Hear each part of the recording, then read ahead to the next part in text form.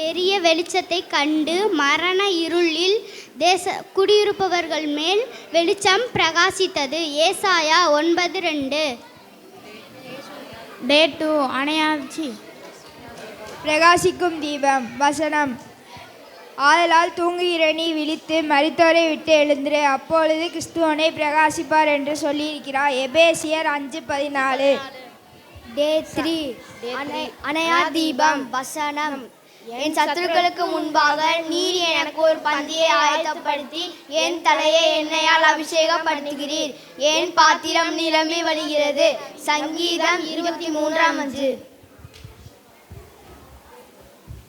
Day 4 நட்சத்திர தீபம்.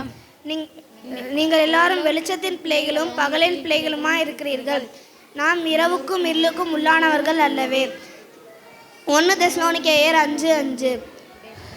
Day 5 ஜெயதீபம். முற்காலத்தில் நீங்கள் அந்தகாரமாக இருந்தீர்கள், இப்பொழுதோ கர்த்தருக்குள் வெளிச்சமாக இருக்கிறீர்கள்.